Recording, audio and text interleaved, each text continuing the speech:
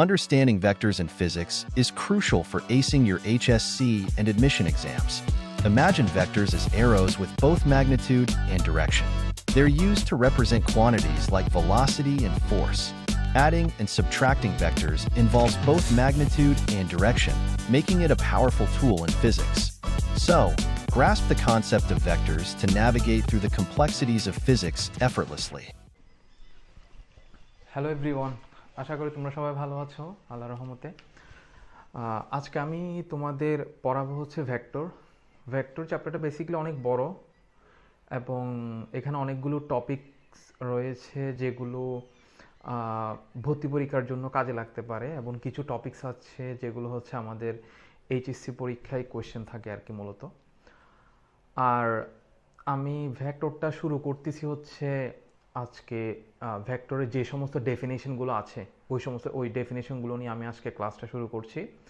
আর আরেকটা ব্যাপার একটু বলে রাখবো, সেটা হচ্ছে ক্লাসগুলো আমি সিরিয়ালি তোমাদেরকে গ্রুপে আপলোড করব আমি। তবে আমার কিছু ব্যস্ততার কারণে আমি ক্লাসগুলো হয়তো সবগুলো একই সময়ে রেকর্ড করতে পারি না বা ক্লাসগুলো নিতে পারি না। তোমরা একটু কাইন্ডলি গ্রুপে মধ্যেই আপডেটটা পেয়ে যাবে আমি কখন ক্লাসগুলো দিচ্ছি। কাইন্ডলি তোমরা ক্লাসগুলো যারা নিউলি ফার্স্ট ইয়ারে উঠছো বা ধরো কেউ যদি সেকেন্ড ইয়ারে থাকো তোমরাও চাইলেও ওই ভিডিওগুলো দেখতে পারো, কারণ অনেক কিছু শিকার আছে। ক্লাসগুলো হয়তো দেখলেই বুঝতে পারবে। শুরুর দিকের ক্লাসগুলো হয়তো অনেক সহজ, কারণ ওগুলো ডেফিনেশন নিয়ে কাজ, কিন্তু ভেক্টর অনেক কঠিন এবং অনেক মিসসেলেনিয়াস আমরা প্রবলেমস দেখব, কিছু টপিকস দেখব যেগুলো ব্যতিক্রমী, এবং আমি বলে দিব যে কখন কোনটা কাজে লাগবে তোমার, অর্থাৎ কোনটা এইচএসসির জন্য পড়বে এবং কোনটা অ্যাডমিশনের জন্য পড়বে। এই ব্যাপারটা আমি আগে থেকে তোমাদেরকে বলে দিব। আচ্ছা, সো আমরা যদি একটু শুরু করে আমি আগের মতোই তোমাদের লেখাগুলো একটু লিখে রাখছি, যাতে পড়াগুলো লিখে রাখার কারণটা হচ্ছে যাতে সময়টা একটু কম লাগে। আদারওয়াইজ লিখতে গিয়ে যদি পড়ানো হয় তখন অনেক সময়টা বেশি লাগতে পারে, তাই। সো আমরা যদি প্রথমে শুরু করি রাশি দিয়ে। সো রাশি জিনিসটা কি, এই মহাবিশ্বে যা কিছু পরিমাণ করা যায় সবই হচ্ছে রাশি। সো এই রাশিটা হচ্ছে যেটা তোমরা ক্লাস 9 থেকেই জেনেছো। সো রাশি হচ্ছে দুই ধরনের, একটা হচ্ছে ভেক্টর রাশি আর একটা হচ্ছে স্কেলার রাশি। আমাদের এখানে আলোচনাগুলো হচ্ছে পুরোপুরি ভেক্টর রাশি নিয়ে, কারণ স্কেলার রাশি নিয়ে বেসিক্যালি আলোচনা করার মতো তেমন কিছু নেই। সো স্কেলার রাশিটা হচ্ছে যাকে শুধু মান দিয়ে প্রকাশ করা যায়, সেটা হচ্ছে স্কেলার রাশি। আর যেটা প্রকাশ করার জন্য মান ও দিক উভয়ই রয়েছে বা উভয়ই প্রয়োজন, তখন আমরা সেটাকে বলি হচ্ছে ভেক্টর রাশি, রাইট? সো যদি আমরা বলি, এই যে দেখো স্কেলার রাশি এ, অর্থাৎ কোনো একটা স্কেলার রাশিকে আমি এ দ্বারা প্রকাশ করলাম, জাস্ট এ লিখলেই হয়ে যায়। আর যখন আমরা কোনো একটা রাশিকে ভেক্টর হিসাবে প্রকাশ করতে চাই তখন আমরা তিনভাবে প্রকাশ করতে পারি। সেটা হচ্ছে এ ভেক্টর চিহ্ন, এটা একটা তীর চিহ্ন, এটা সবসময় এদিকেই দিই, অর্থাৎ এটা জাস্ট বোঝানো হয় এটার একটা চিহ্ন আছে, অর্থাৎ দিক আছে, এটা বোঝানোর জন্য। অথবা কিছু কিছু বইয়ে এইভাবে লেখা থাকে যেটাকে বলা হয় এ ভোল্ড। তুমি যদি কেতাব স্যারের ম্যাথ বই দেখো অবশ্যই দেখবা ওখানে ভেক্টরটাকে বোল্ড করে লেখা হয়েছে, কোনো উপরে তীর চিহ্ন নাই। সো এটা কিন্তু একটা ভেক্টর রাশি। এবং এ বারটা উপরেও থাকে আবার নিচেও থাকতে পারে। এটা হচ্ছে আমাদের ভেক্টর রাশি প্রকাশ করার নিয়ম। আর কোনো একটা ভেক্টর রাশির মানকে প্রকাশ করা হয় জাস্ট এ ভেক্টর মডিউলাস। এটা হচ্ছে কোনো একটা ভেক্টর রাশির মানকে প্রকাশ করার একটা নিয়ম, আমরা এইভাবে প্রকাশ করব। অথবা শুধু এ দিয়েও প্রকাশ করা যায়, ঠিক আছে? এটা মনে রাখবো একটু। সো প্রথম ডেফিনেশনে যাই। আমি ডেফিনেশনগুলো পুরোপুরিভাবে লিখে নিই, কারণ তুমি এগুলো যে কোনো বই পড়েই বুঝতে পারবে। যে জিনিসটা বইয়ে একটু কম থাকতে পারে বা যে জিনিসটা তোমার মনে রাখা উচিত বলে মনে হয় আমার, আমি সেই টার্মগুলোই কিন্তু এখানে লিখেছি, অর্থাৎ ডেসক্রিপশন আর কি।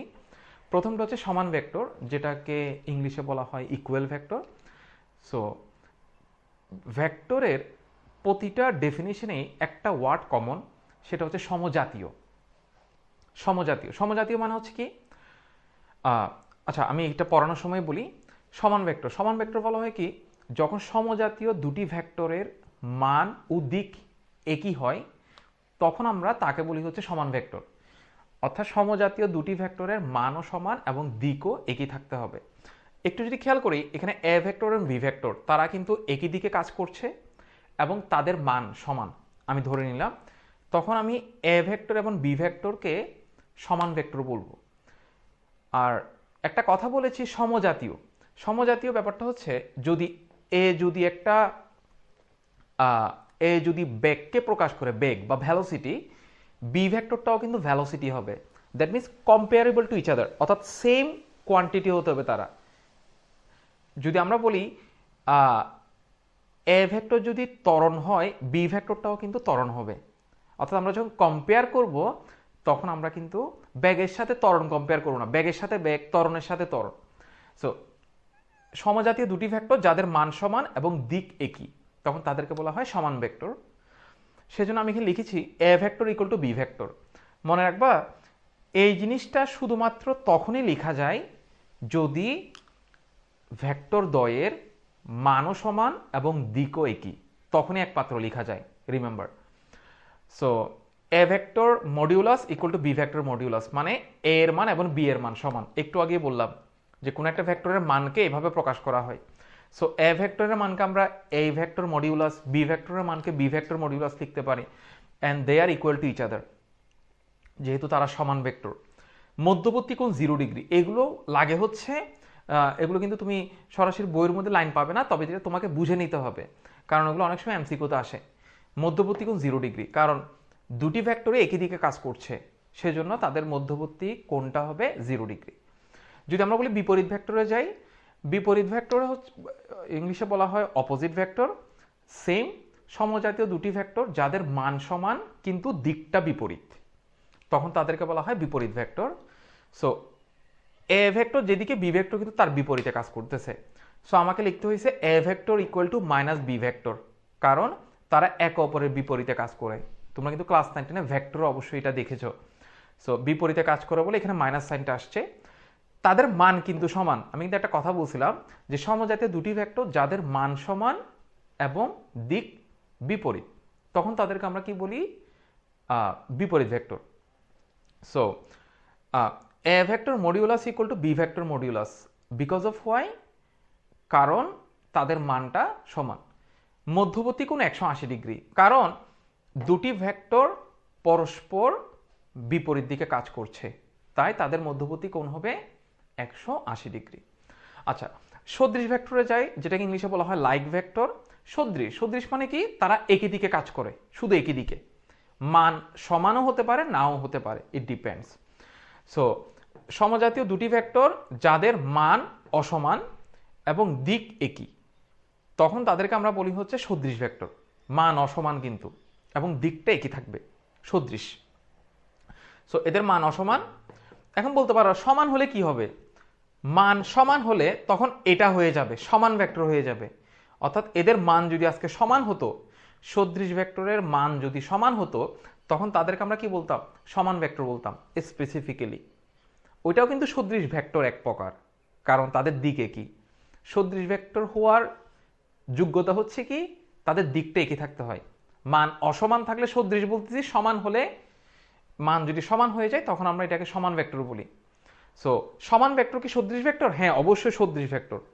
সমান ভেক্টরও এক প্রকার সদৃশ ভেক্টর, কিন্তু সদৃশ ভেক্টর কি সমান ভেক্টর? না, কারণ সদৃশ ভেক্টরের কিন্তু মান সমান না।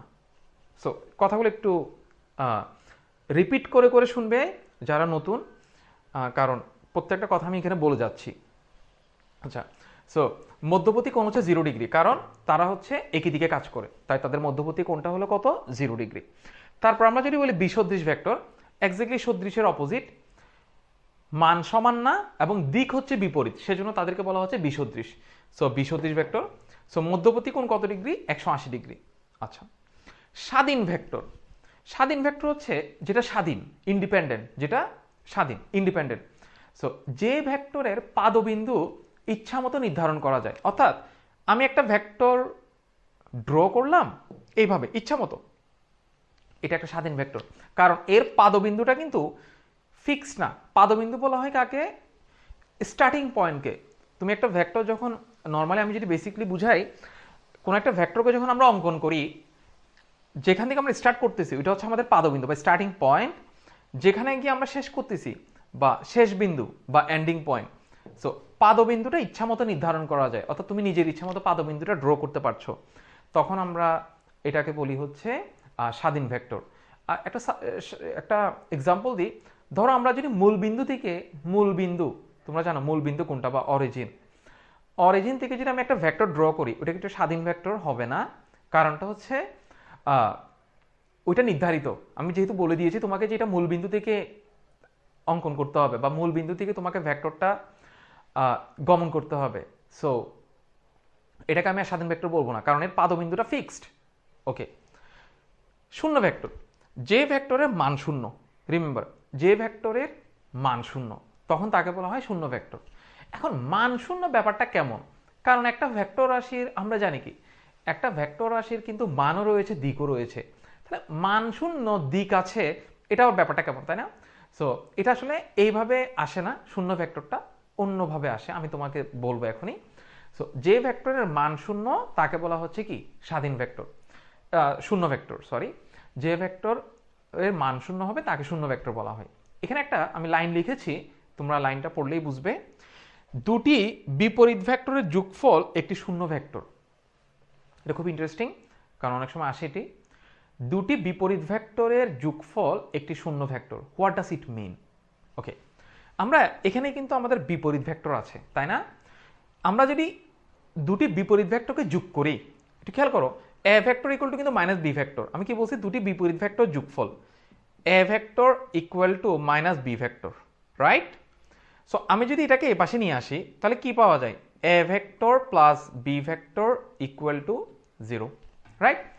একটা জিনিস সবসময় খেয়াল করবে, দুটি ভেক্টরকে যোগ করে কিন্তু অবশ্যই একটি ভেক্টর রাশি পাবে, দুটি ভেক্টরকে বিয়োগ করে কিন্তু অবশ্যই একটি ভেক্টর রাশি পাবে। রিমেম্বার, এই বেসিক জিনিসগুলো কিন্তু মাথায় রাখবে। সো এখন যদি তোমাকে যে কেউ কোয়েশ্চেন করে এই জিরোটা কি স্কেলার রাশি না ভেক্টর রাশি, অবভিয়াসলি এটা একটা ভেক্টর রাশি। কেন? কারণ তুমি দুটি ভেক্টরকে যোগ করছো। আচ্ছা, এখন এটা যদি একটা ভেক্টর রাশি হয়, আমাকে একটু দেখে বলো এই ভেক্টর রাশিটার মান কত? শূন্য, কারণ এটা জিরো, এটার মান কত? শূন্য। যেহেতু A vector plus B vector equal to 0 পেয়েছো, এটা কিন্তু একটা ভেক্টর রাশি, কারণ দুটি ভেক্টর যোগফল কিন্তু একটা ভেক্টর রাশি হয়, কিন্তু এটার মান কত? 0। তো তখন এই যে দেখো, এটাকে কি বলা হচ্ছে? এই যে পুরাটাকে, এই পুরাটাকেই বলা হচ্ছে নাল ভেক্টর। সিম্পল, এই পুরাটাকেই বলা হচ্ছে নাল ভেক্টর। অর্থাৎ এই যে দুটি ভেক্টরের যোগফল একটি ভেক্টর রাশি, যে ভেক্টর রাশির মান হবে 0, তখন আমরা ওই ভেক্টরটাকে কি বলবো? নাল ভেক্টর বলবো। সো তোমাদের মনে হয়তো কোয়েশ্চেন আসতে পারে যে কেমনে একটা ভেক্টর রাশি মান 0 হয়ে যায় কিন্তু আবার দিকও আছে, কেমনে? এটা হচ্ছে তার অ্যান্সারটা। সো আশা করি বুঝতে পারছো।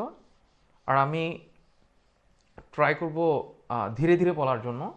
সো কাইন্ডলি ক্লাসগুলো একটু শেয়ার করবে তোমাদের যারা ছোট ভাই আছে বা যারা এইচএসসি ফার্স্ট ইয়ার উঠবে বা সেকেন্ড ইয়ার আছে, তোমরা কাইন্ডলি ক্লাসগুলো একটু শেয়ার করবে।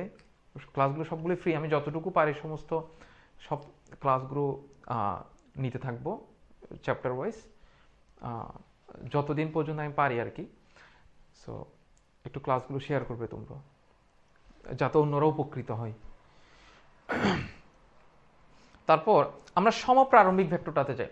সো সমপ্রারম্ভিক ভেক্টরটা হচ্ছে সমপ্রারম্ভিক, অর্থাৎ কোইনিশিয়াল, অর্থাৎ সমজাতীয় অনেকগুলো ভেক্টর যদি একটা নির্দিষ্ট পাদবিন্দু থেকে যাত্রা শুরু করে, অর্থাৎ প্রত্যেকটা ভেক্টর একটা বিন্দু থেকেই যাচ্ছে, তখন আমরা এটাকে বলি সমপ্রারম্ভিক ভেক্টর। সিম্পল, কারণ তোমার নামের মধ্যেই কিন্তু তার ডেফিনেশনটা দেয়া আছে, ঠিক আছে?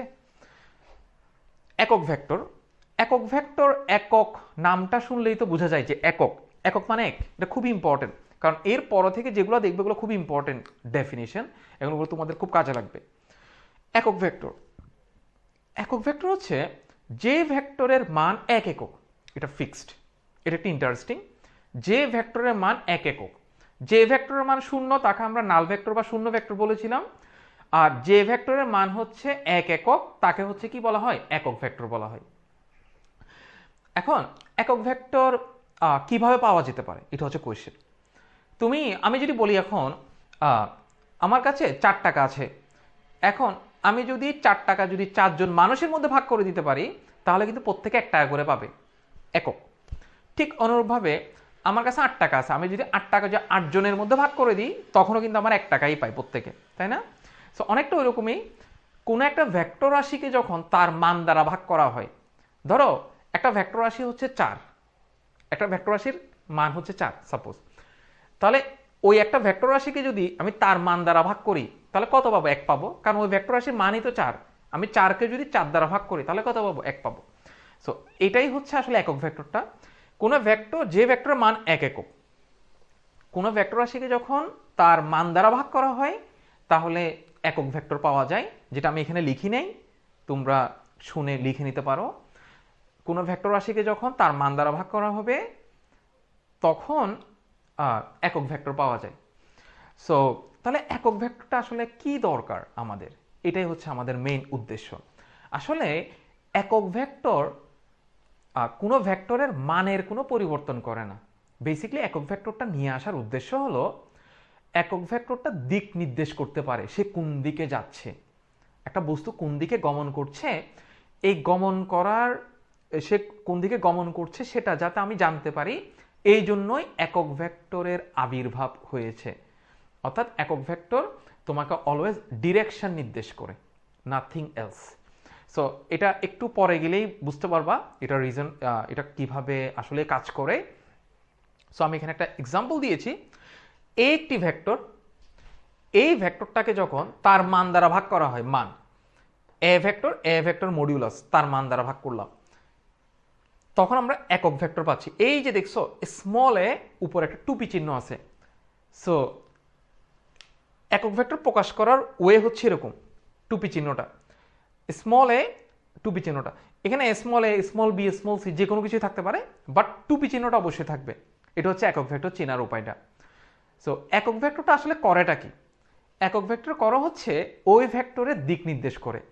যেমন এখানে আমি যদি জিজ্ঞেস করি এর মান কত, তোমার অ্যান্সার হবে 1, কারণ এ ভেক্টরের মানও 4, এটাও 4, 4 4 কিন্তু কাটা 1 থাকে। তাহলে এটা দরকারটা কোথায়? দরকারটা হচ্ছে এই যে এ একক ভেক্টরটা নির্দেশ করতেছে, এটা এ ভেক্টর বরাবর কাজ করে, কারণ এই বরাবর কাজ করে। দেখো এটা যদি এ ভেক্টর হয়, তাহলে তার একক ভেক্টরও কি ওই বরাবরই কাজ করবে। অর্থাৎ এটা হচ্ছে একটা একক ভেক্টর, এটা হচ্ছে একটা একক ভেক্টর, এটা হচ্ছে একটা একক ভেক্টর। কয়টা একক ভেক্টর দেখো? 4টা, 1 2 3 4, 4টা সেকশন, মানে প্রত্যেকের মান এক এক করে। এটার মানও 1, এটার মানও 1, এটার মানও 1, এটার মানও 1, রাইট? 4, প্রত্যেকের মান এক এক করে। তো আমি মানটা জানি, এখন দিকটা কোন দিকে? দিকটা হচ্ছে এ ভেক্টর বরাবর। অর্থাৎ যে ভেক্টর তার একক ভেক্টর কিন্তু ওই দিকেই কাজ করবে। সো এখানে আমি খুব ইন্টারেস্টিং করে লিখছি একটা এক্সাম্পল হিসাবে, যদি ধরা হয় এ ভেক্টরের মান 4, তাহলে এ ভেক্টরটাকে আমরা কি এইভাবে প্রকাশ করতে পারি না? অবশ্যই পারি। কিভাবে? এ ভেক্টরের মান বলছি 4, এই 4 লিখলাম, আর এ ডট এ টুপি অর্থাৎ এ একক ভেক্টর। সো এ একক ভেক্টর মান কত? এ একক ভেক্টর মান কিন্তু 1, 4 গুণ 1 মানে কত? 4, অর্থাৎ এ ভেক্টরের মান কিন্তু 4ই আছে, নো ডাউট। তাহলে যেহেতু একটা ভেক্টর রাশি, ভেক্টর রাশি কি কি থাকে? মানও থাকে, দিকও থাকে। আমি মান পেয়ে গেলাম, মান পাইছি, দিক কোথায়? এই যে দিক, এ একক ভেক্টরটাই এ ভেক্টরের দিক নির্দেশ করে। একটু মাথায় রাখবে এবং কথাগুলো একটু রিপিট করে করে শুনবে তুমি যদি নতুন হয়ে থাকো। অর্থাৎ এ ভেক্টর হচ্ছে একটা একক ভেক্টর, একক ভেক্টর কোন একটা ভেক্টরের দিকটা নির্দেশ করে, অর্থাৎ ওই ভেক্টরের দিকটা নির্দেশ করে। সো এ ভেক্টরের মান আছে, দিক আছে, তো মান কত? 4, দিক কোনটা? এটা। সো আশা করি বুঝতে পারছো যে একক ভেক্টর বেসিক্যালি কোনো ভেক্টর রাশির মানের কোনো পরিবর্তন করে না, সে শুধুমাত্র দিক নির্দেশ করে। এই জিনিসটা একটু মাথায় রাখবে। সো আমরা এখন অপর পেজে চলে যাই, যেটা আমাদের খুবই ইন্টারেস্টিং এবং খুবই ইম্পর্টেন্ট একটা পড়া বলতে পারো এটা। এখন দেখবা যে একক ভেক্টরটা আসলে কিভাবে কাজ করে, এই জিনিসটা আমরা এখান থেকে বুঝতে পারবো। সো হ্যাঁ, এটা হচ্ছে আমার সেই লেখাটা। আচ্ছা, সো আমরা প্রথমেই অবস্থান ভেক্টরে না গিয়ে আমি একটু আয়ত একক ভেক্টরটাকে পড়াবো, তাহলে হয়তো তোমার একটু বুঝতে সুবিধা। কারণ এগুলো আমাদের ম্যাথে বলো, অর্থাৎ এরপর থেকে আমরা ভেক্টরে ম্যাথ করব বিভিন্ন ধরনের, সব জায়গায় কিন্তু কাজে লাগবে এই জিনিসগুলো। এগুলো কিন্তু খুবই বেসিক নলেজ, এবং যেভাবে আমি বলতেছি একটু ওইভাবে মনে রাখার চেষ্টা করবা, কারণ এটা তোমার জন্য সবচেয়ে সুবিধা হবে, সহজ হবে। এটা একটু মাথায় রাখবা। একদিন আমি কেন ওগুলো আমি এভাবে তৈরি করি বা কেন আমি এভাবে বুঝাই, আমি তোমাদেরকে একদিন বলবো একটা ক্লাসে। এখন যদি আমি বলতে চাই অনেক সময় চলে যাবে। আচ্ছা, অবস্থান আয়ত একক vector, rectangular unit vector. So X Y Z অক্ষ বরাবর, আমি জাস্ট সিম্পল একটা কথা বলি, আমাদের যে কোনো আমরা যখন একটা বস্তু চিন্তা করি, আমাদের এখানে সব কিছু হচ্ছে 3 dimensional, right? So 3 dimensional means it has X axis, Y axis and Z axis simultaneously, right? Okay.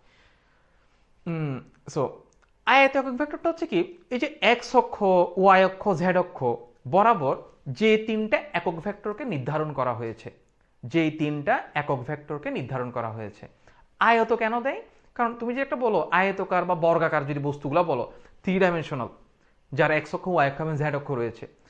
So X Y Z অক্ষ বরাবর আই জে কে, এই তিনটা ভেক্টরকে কিন্তু আয়ত একক ভেক্টর বলা হয় একত্রে। এখন বলতে পারো আই জে কে, এটা কি পুরো পৃথিবীতে ইউজ করা হয়? হ্যাঁ হ্যাঁ, এটা সব জায়গায়, এটা হচ্ছে ইন্টারন্যাশনালি। অর্থাৎ এক্স অক্ষ বরাবর যদি একক ভেক্টর ব্যবহার করতে হয় তখন আমরা আই দিয়ে ইউজ করব। যদি ওয়াই অক্ষ বরাবর কোনো বস্তু গমন করে তখন আমরা একক ভেক্টর হিসাবে ইউজ করব জে কে, এবং জেড অক্ষ বরাবর যদি কোনো একটা বস্তু গমন করে তখন আমরা একক ভেক্টর হিসেবে ব্যবহার করব কে। এটা কিন্তু ইন্টারন্যাশনালি পুরো পৃথিবীর সব জায়গায় সেম, এটা কোনো পার্থক্য নেই। অর্থাৎ এক্স ওয়াই জেড অক্ষ যেমন পার্থক্য নেই, ঠিক আই জে কে এদেরও কিন্তু কোনো পার্থক্য নেই। সো আশা করি বুঝছো এটা আয়ত একক ভেক্টর। সো আমি এখানে একটু চিহ্নিত করে দিয়েছি যে এক্স অক্ষে আই, ওয়াই অক্ষে জে এবং জেড অক্ষে হচ্ছে কি কে, আমি এখানে চিহ্নিত করে দিয়েছি, আশা করি তোমরা দেখতে পাচ্ছ। এখন আমরা এখানে আসি অবস্থান ভেক্টরে। প্রসঙ্গ কাঠামোর সাপেক্ষে কোনো বিন্দুর অবস্থান যে ভেক্টরের সাহায্যে নির্ণয় করা হয়। প্রসঙ্গ কাঠামো, প্রসঙ্গ কাঠামো বলতে আমরা এখানে বুঝতে পারি অরিজিন, মূল বিন্দু। প্রসঙ্গ কাঠামোর সাপেক্ষে কোনো বিন্দুর অবস্থান, যদি আমি বলি এ হচ্ছে আমার সেই বিন্দুটা যেই বিন্দুর অবস্থানটা আমরা নির্ণয় করব প্রসঙ্গ কাঠামোর সাপেক্ষে, তখন এই ও এ এটাকেই বলা হচ্ছে এ বিন্দুর অবস্থান ভেক্টর। প্রসঙ্গ কাঠামোর সাপেক্ষে কোনো বিন্দুর অবস্থান যে ভেক্টরের মাধ্যমে নির্ধারণ করা হয় ওই ভেক্টরটাকে আমরা বলবো হচ্ছে অবস্থান ভেক্টর। কার? ওই বিন্দুর, অর্থাৎ এ বিন্দুর অবস্থান ভেক্টর। দ্যাট মিনস এ বিন্দুর অবস্থান ভেক্টর হলো ও এ। আশা করি ব্যাপারটা ক্লিয়ার। এখন আমরা একটু ডিপে যাব, ডিপে ঢুকবো। একটু খেয়াল করো, এই যে এ বিন্দুটা দেখতেছো, আমি ধরলাম এ বিন্দুর স্থানাঙ্ক হচ্ছে এ কমা বি, এ কমা বি। কারণ যেহেতু এটা একটা 2 ডাইমেনশনাল এক্সিসের মধ্যে রয়েছে, তাহলে তার স্থানাঙ্ক হবে দুটি, একটা হচ্ছে এক্স অক্ষের স্থানাঙ্ক, একটা হচ্ছে ওয়াই এর স্থানাঙ্ক, এ কমা বি। সো আমি যদি বলি ও এ, এখান থেকে আমরা একটু লম্ব টানি, তাহলে এটা হচ্ছে আমার সেই এ, কারণ এক্স এর মান, এটা হচ্ছে কিন্তু ওয়াই এর মান। সো এক্স এর মানটা হচ্ছে স্মল এ, ওয়াই এর মানটা কিন্তু স্মল বি। এখন হচ্ছে আমাদের একক ভেক্টরের কাজটা দেখো তুমি।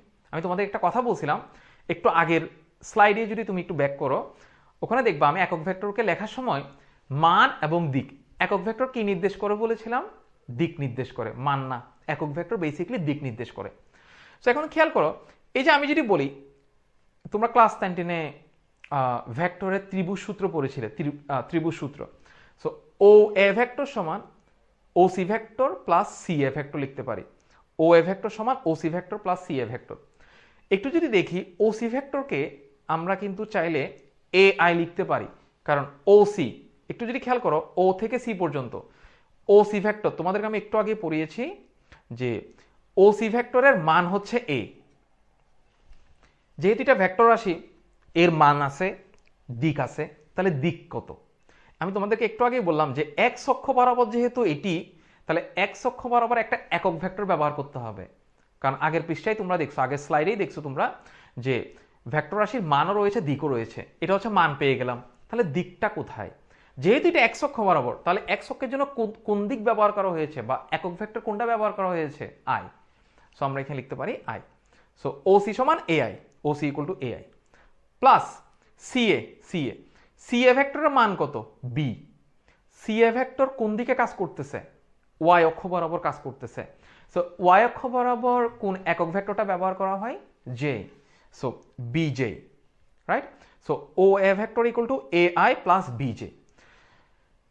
অবস্থান ভেক্টরের অপর আরেকটা নাম হচ্ছে ব্যাসার্ধ ভেক্টর বা রেডিয়াস ভেক্টর বলা হয়। তো সেজন্য আমরা মনে রাখবো অবস্থান ভেক্টর কিন্তু নাম দুটি, একটা হচ্ছে ব্যাসার্ধ ভেক্টর, সরি অবস্থান ভেক্টর বলা হয় অথবা ব্যাসার্ধ ভেক্টর বলা হয়। সো ও এ ভেক্টরটাকে আমরা আর ভেক্টর দিয়ে প্রকাশ করতে পারি, যেটা আমি এখানে লিখেছি আর কি, R vector equal to A I plus B J. So যেহেতু এটা একটা ভেক্টর রাশি, তাহলে তার কি রয়েছে? মানও রয়েছে, দিকও রয়েছে। সো মান কেমনে বের করতে পারি একটু যদি খেয়াল করি, এটা কিন্তু একটা সমকোণী ত্রিভুজ। সমকোণী ত্রিভুজ আমরা এটা জানি পিথাগোরাসের উপপাদ্য অনুযায়ী অতিভুজ স্কোয়ার ইকুয়াল টু ভূমি স্কোয়ার প্লাস লম্ব স্কোয়ার, অর্থাৎ R square equal to A square plus B square. So আমি এখানে লিখলাম কি R equal to root over A square plus B square. এটা মান পেয়ে গেলাম, অর্থাৎ আর এর মান। কারণ আর যেহেতু ভেক্টর রাশি, ভেক্টর রাশি মানও থাকবে, দিকও থাকবে। তো এখন মানটা পেলাম, তাহলে দিক, আসলে ভেক্টর রাশির দিক বলতে কি বোঝায়? আসলে দিক বলতে বোঝায় সে কোন দিকে কত কোণে যাচ্ছে, কোনটাকে ইন্ডিকেট করে বেসিকলি। এখন ধরো এক্স অক্ষ বরাবর যাচ্ছে, তুমি তো বলতে পারছো এক্স অক্ষ, কিন্তু মাঝখান দিয়ে যখন যাবে তখন কি তুমি বলতে পারবে এক্স অক্ষ বরাবর যাচ্ছে? তখন আমাকে বলতে হবে এক্স অক্ষ থেকে কত কোণ করে যাচ্ছে, এটা হচ্ছে দিক। অর্থাৎ ভেক্টর রাশির দিক বলতে বেসিক্যালি বোঝানো হয় তার অ্যাঙ্গেলটা কত, থেটার মানটা কত। সো কোন একটা বস্তু যদি এক্স অক্ষ বরাবর যায়, আমরা বলতে পারি থেটা কিন্তু 0 ডিগ্রি, কারণ এক্স অক্ষ বরাবর এক্স অক্ষের সাথে যে তুলনা করি। ঠিক অনুরূপভাবে আমরা যদি এখানে দেখি এখন ট্যান থেটা সমান, দেখো ট্যান থেটা সমান, এটা যদি আমার দিক হয়, কারণ এই থেটাটা হচ্ছে দিক, কারণ বস্তুটা এই বরাবর যাচ্ছে, এক্স অক্ষের সাথে থেটা কোণ উৎপন্ন করে। সো ট্যান থিটা সমান লেখা যায় বি ডিভাইডেড বাই এ, লম্ব বাই ভূমি। তাহলে theta equals to tan inverse B by A. So এই থেটা হচ্ছে আর এর দিক নির্দেশ করে। দিক বলতে কি বলছিলাম একটু আগে? দিক বলতে বোঝানো হয় কোনটা কত, এটা হচ্ছে দিক। একটু খেয়াল করবো আমরা। সো আশা করি বুঝছো। এখন আমি একটা এক্সাম্পল দিয়েছি। ফর এক্সাম্পল এ 3,2, অর্থাৎ এ বিন্দুর স্থানাঙ্ক 3 এবং 2। তাহলে ও এর সমান আমরা কি লিখবো? এ এর মান হচ্ছে 3, বি এর মান হচ্ছে 2। তাহলে আর ভেক্টর সমান হবে 3i প্লাস 2j। মান কেমনে বের করতে বলছি? রুট ওভার পিথাগোরাসের উপপাদ্য 3 স্কোয়ার প্লাস 2 স্কোয়ার, এবং দিকটা নির্ণয় করছি theta equals to tan inverse 2/3। আচ্ছা, আমরা একটু সমরেখা ভেক্টরে যাই। সমরেখা ভেক্টরটা হচ্ছে যেটাকে ইংলিশে বলা হয় কোলিনিয়ার ভেক্টর, অর্থাৎ সমজাতীয় দুই বা ততোধিক ভেক্টর যদি একই দিকে থাকে অথবা সমান্তরালে থাকে। যেমন দেখো এ ভেক্টর এবং বি ভেক্টর তারা কিন্তু একই দিকে, আবার এ ভেক্টর এবং সি ভেক্টর তারা কিন্তু সমান্তরালে। মান সমানও হতে পারে, নাও হতে পারে, it doesn't matter of fact. So A B C ভেক্টরগুলোকে আমরা কি বলতে পারি? তখন সমরেখা ভেক্টর বলতে পারি। সবসময় একটা কথা মনে রাখবা, ভেক্টর যখন ডেফিনেশন আমরা সবসময় একটা কথা বলি যে সমজাতীয়। সমজাতীয় মানে হচ্ছে কিন্তু একই রাশি হতে হবে, মানে একই ধরনের রাশি। ব্যাগ হলে ব্যাগ, ত্বরণ হলে ত্বরণ, সরণ হলে সরণ, প্রত্যেকটা একই রাশি হতে হবে। বিপ্রতীপ ভেক্টর যেটা আমাদের পরীক্ষায় আসে 1 নম্বরের জন্য ডেফিনেশনে, এর আগেরগুলোও আসে বাট এটা বেশি দেখা যায়। বিপ্রতীপ ভেক্টর যেটাকে ইংলিশে বলা হয় রেসিপ্রোকাল ভেক্টর। রেসিপ্রোকাল মানে বুঝতেছো বিপ্রতীপ, এটা মানে হচ্ছে সমজাতীয় দুটি ভেক্টর যাদের দিক একই, তারা কিন্তু দেখো একই দিকে কাজ করতেছে। এ ভেক্টর এবং বি ভেক্টর একই দিকে কাজ করতেছে, কিন্তু মান হচ্ছে একে অপরের বিপরীত, গুণাত্মক বিপরীত। এটা আসলে ভুল হয়, বিপরীত বলতে বিপ্রতীপ বললে ঠিক আছে, বা গুণাত্মক বিপরীত বলবা যদি বলতে চাও। বিপরীত ওয়ার্ডটা গুণাত্মক বিপরীত মানে হচ্ছে একটা নাম্বার যদি 5 হয়, তার বিপরীত রাশি কিন্তু -5 বোঝানো হয়, কিন্তু যখন বলবো গুণাত্মক বিপরীত তখন হচ্ছে 1/5। So A vector equal to 5, B vector equal to 1/5। So এটা আমি ধরে নিছি এক্স অক্ষ বরাবর কাজ করতেছে, জাস্ট বোঝার জন্য, সেজন্য আমি আই একক ভেক্টর ব্যবহার করছি। তো বিপরীত ভেক্টরটা কি বলছি? দুটি সমজাতীয় দুটি ভেক্টর যাদের দিকে কি দেখো আই আই, মানে দুইটাই কিন্তু এক্স অক্ষ বরাবর কাজ করতেছে, কিন্তু মান হচ্ছে একে অপরের বিপরীত বা গুণাত্মক বিপরীত। একটা যদি 5 হয় আর একটাকে বলা হচ্ছে 1/5, সো তখন তাদেরকে বলা হবে বিপ্রতীপ ভেক্টর। রিমেম্বার, বিপ্রতীপ ভেক্টর। আগের পৃষ্ঠায় একটা ভেক্টর ছিল, আমি হয়তো এটা বলতে ভুলে গিয়েছি, তোমরা হয়তো আগের স্লাইডে গেলেই দেখবা যে সমতলীয় ভেক্টর, যেটা অনেকটা সমরেখা ভেক্টরের মতো, যেটাকে ইংলিশে বলা হয় কোপ্লেনার ভেক্টর। সেম জিনিস, সমজাতীয় দুই বা ততোধিক ভেক্টর যদি একটা নির্দিষ্ট তলে অবস্থান করে তখন আমরা তাদেরকে সমতলীয় ভেক্টর বলি। যেমন এইটার কথা যদি বলি, একটা ভেক্টর, দুটি ভেক্টর, তিনটি ভেক্টর, তারা দেখো একটা নির্দিষ্ট প্লেনে অবস্থান করছে না, একটা নির্দিষ্ট তলে, তখন তাদেরকে বলা হয় সমতলীয় ভেক্টর। সো আশা করি তোমরা বুঝতে পারছো, এবং তোমাদের যদি কোনো কোয়েশ্চেন থাকে অবশ্যই আমাকে কমেন্টের মাধ্যমে জানাবা। এবং আজকে ক্লাসে এতটুকুই, নেক্সট ক্লাসে আমরা আরও বিভিন্ন ধরনের টপিকস নিয়ে আলোচনা করব, এবং তোমরা কাইন্ডলি ক্লাসগুলো একটু দেখবে। আসসালামু আলাইকুম।